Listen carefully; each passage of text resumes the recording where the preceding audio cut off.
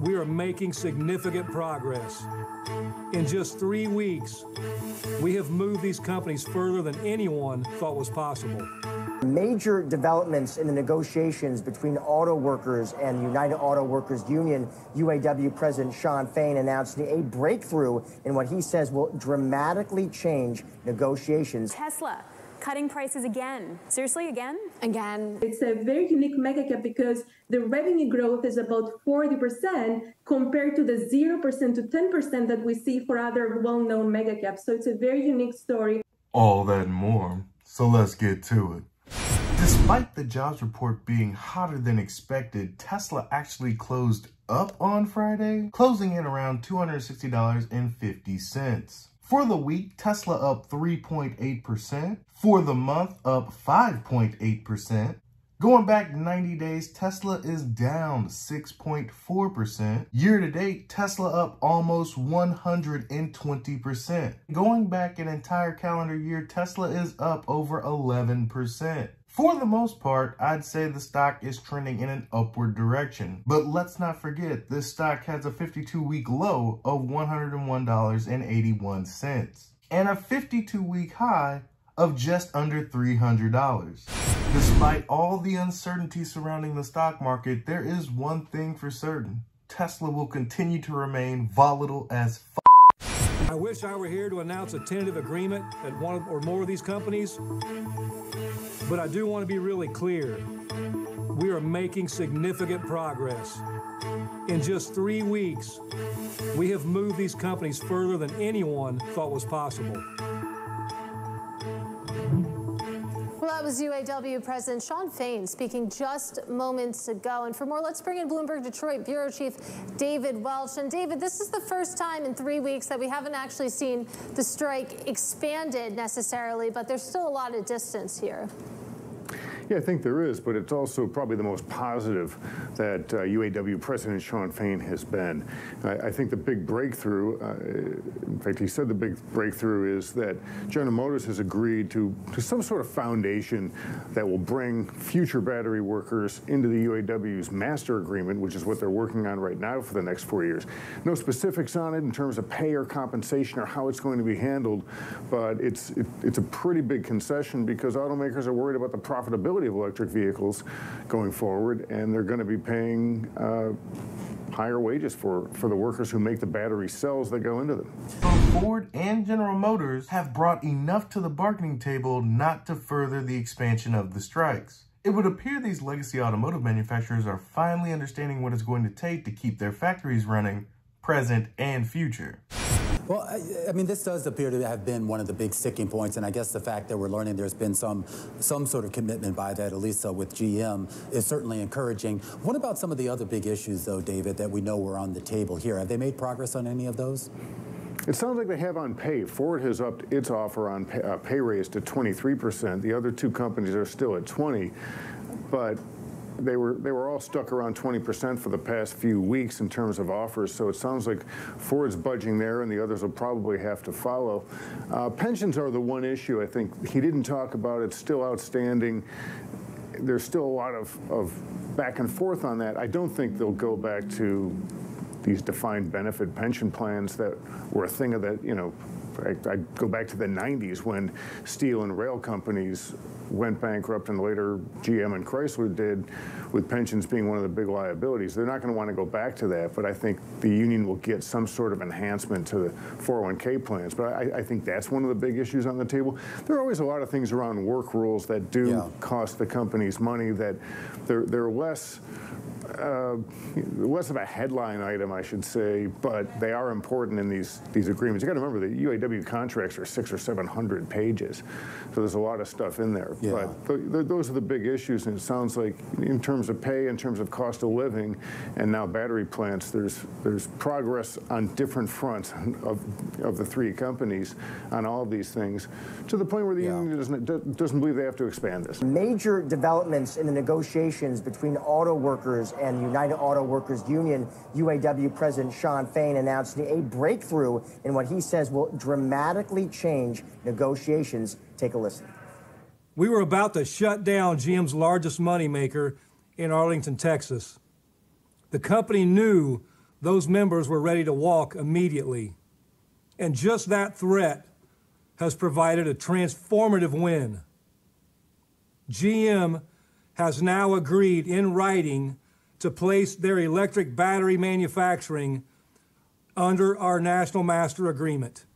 Money talks, bull walks. You gotta hurt them where it counts if you want to make any headway. And that's the wallets, ladies and gentlemen. Got a little bit of insight on where they're going to go next. The strike isn't over by a long shot. And the more ground these legacy auto manufacturers concede, the more adamant Shawn Fain and the UAW can become. You give them an inch, they'll more than likely take a yard. I do the metric conversion, but I don't give a And because of the developments, there is no expansion of the strikes this week. Automaker stocks trading near the highs of the day. And joining us now to talk about this is Arun Kumar, Alex Partners Managing Director in the Automotive and Industrial Practice. So Arun, let me get your take on the news here. Listen, UAW Shawn Fain, you heard him there saying there's been progress, no new strikes this week. Is this maybe some ray of hope here, Arun, for getting an actual deal done?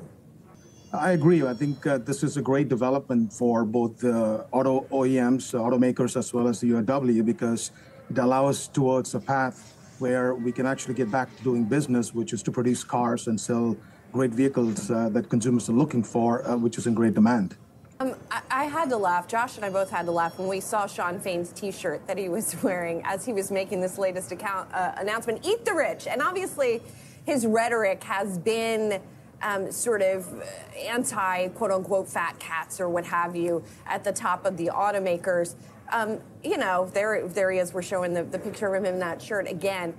Does that, you know, how does that factor? I know a lot of this is performance, Arun, but how does that factor into how this all gets gamed out when all is said and done? At the end of the day, you know, what you say in public is one thing, but what you do in private negotiations is a completely different thing.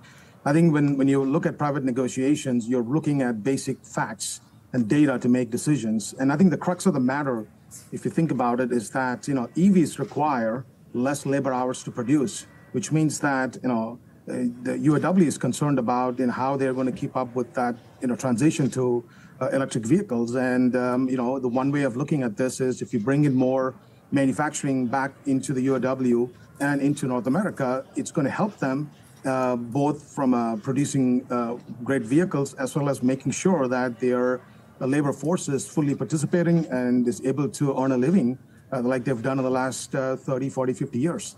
Grandstanding in politics are going to be a huge part of this. You got to be able to placate your base, along with not allowing these companies to go bankrupt, striking the best deal for the UAW, while being grounded in reality that this transition to battery electric vehicles is going to be tough for UAW workers and the companies alike. You can eat the rich all you want, but if you don't have enough to put the leftovers in the fridge, you might be going hungry later. And I did want to ask you, Arun, there was some news here today. UAW Shawn Fain said apparently that they did reach a deal with GM to include workers at a new battery joint venture in a new labor contract. What's the significance of that to you, Arun? Is it meaningful? It's pretty meaningful because when you look at a battery electric vehicle, you know, 30 to 40% of the cost is in batteries, you know, cells, modules, and then you have the entire battery pack that goes into the vehicle, right? It's like an engine and a transmission in an internal combustion engine. So till now, most of those battery production has been with a joint venture with other companies like Korean companies or some Chinese companies, or we've been importing batteries from China. So I think, you know, having those manufacturing plants into the UAW mix allows expansion of, you know, jobs that could have been lost because you have less labor hours required to produce EVs.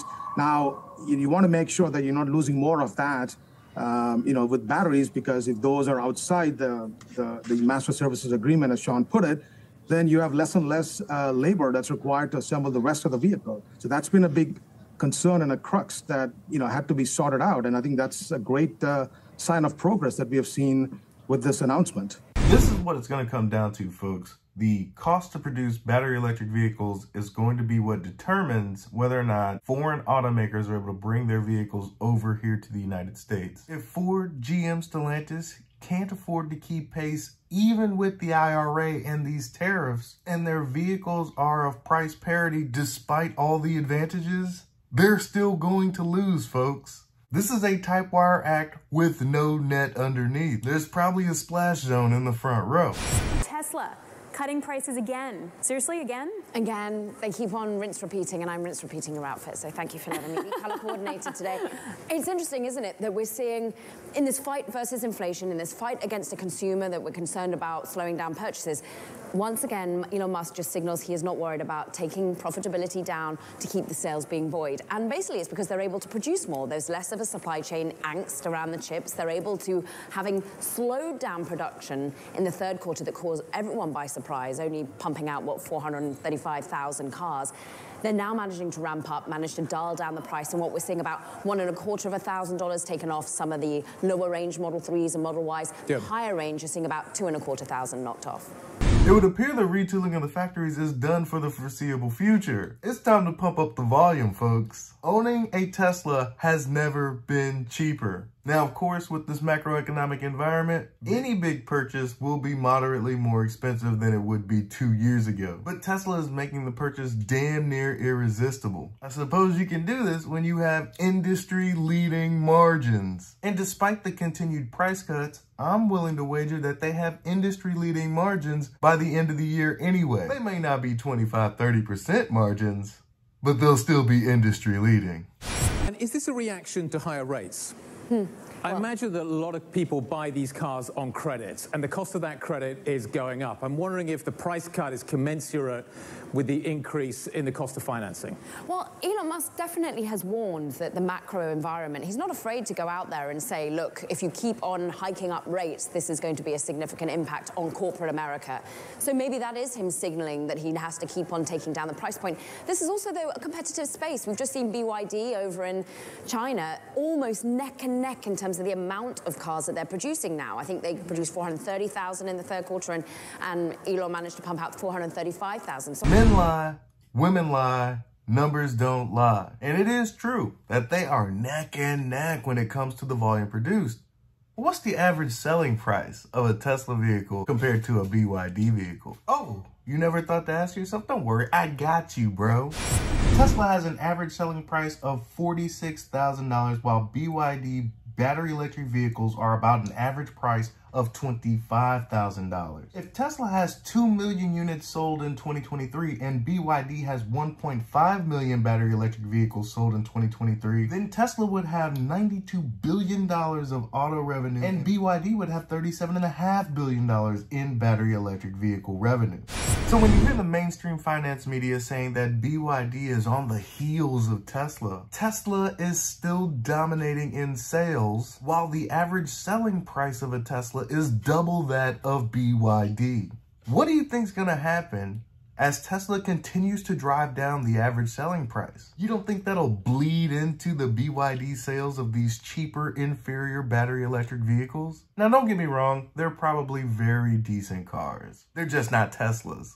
So I think this is also just a competitive landscape for EVs, and he's having to show, look, that I can actually beat you when it comes to the amount that I produce, and therefore the amount of profit that I'm able to just siphon off. It's also interesting, Guy, that of course Elon Musk will come out and say, look, the way that I can prop up my profitability going forward is when you get your software upgrades. I can charge you more for that, but of course that all comes down to some autonomous driving as well.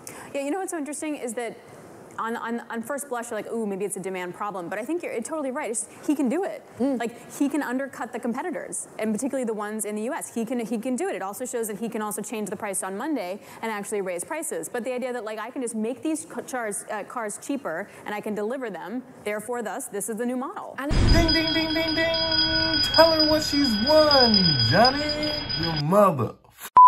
Right. He can lower prices because he can. And it has nothing to do with undercutting the competition. It's about stimulating the demand. And the price cuts both ways. If the demand spikes so much after the price cuts, he could turn around and say, sorry, folks, you missed your opportunity. The price is higher on Tuesday. This modulation of prices generates a FOMO for something that costs over $30,000. We're not talking about a $1,000 iPhone. We're not talking about a PS5. We're talking about a complex manufactured object. This is unprecedented. And let's not even talk about the software.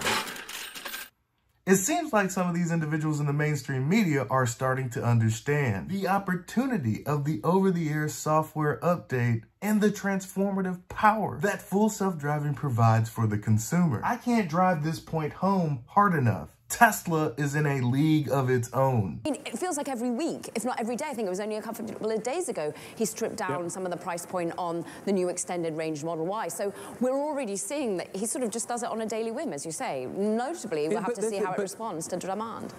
It's so interesting. So many people are talking to me now about the fact that AI is going to allow dynamic pricing in so many different areas. And you do wonder whether or not this is effectively dynamic pricing. We're not getting demand, we'll drop the price. Demand comes up, we'll raise the price. I wonder how dynamic this pricing model ultimately could become. And how frustrated it makes people who've just bought the car. I mean, we know how much he antagonized Chinese consumers because people had just put their money in, got the car, and then suddenly we see big price cuts. So, yeah, you've got to see how it impacts some of those loyal followings that he's already convinced to purchase. Back in 2021, when the prices were hiking through the roof, I ain't seen nobody out there storming Tesla's gates to give them more money because now the prices are more expensive. If you can afford a Tesla, you purchase a Tesla because there's no guarantee that the prices will continue to go down. Depending on the model that you want, prices may go up depending on demand. If you can afford the Tesla, buy the Tesla. And know that you're getting the best product on the road regardless of the price. If you're gonna wait for the lowest price Tesla, then you're gonna be waiting in perpetuity. The stock we have to mention every hour, Tesla, the EV maker, slashing the price on some of its U.S. versions and its Model 3 and Model Y car after reporting a drop in third-quarter deliveries. Kathy Wood's ARK Invest ETF also trimming its stake in the company by more than $25 million today. What say you, Ava? Well, we need to remember that 25 million, when their position is 725 million, is really insignificant. It probably reflects liquidation of assets, of funds, liquidation of CUs, creation units. And so I'm not concerned with that. Get 'em! Out of context, 25 million might seem like a lot, but let's not get it twisted. It is still the highest weighted stock in that fund. Please don't mislead your viewers. We have it as a whole. We actually have it as an underweight, but we do own it. I'm discouraged with its relative valuation, which is high, but I'm encouraged with the fact that it's a very unique mega cap, which is equal to its more than 10 other huge competitors. And so it's a very unique mega cap because the revenue growth is about 40% compared to the 0% to 10% that we see for other well-known mega caps. So it's a very unique story. I think it's a hold. In conclusion, the UAW has hit pause on advancing the strike, but let's not get it twisted. Pause is not stop. They have not reached an agreement, and I am rooting for negotiations not to collapse. The faster they get this done, the faster they can focus on making this transition. Hot jobs market, Tesla cutting prices. Have we thrown the margins to the wind? I think the stock market is starting to understand that Tesla's short-term margins, industry leading as they may, isn't what keeps their valuation inflated. That's all I have for you today. Be easy. Peace.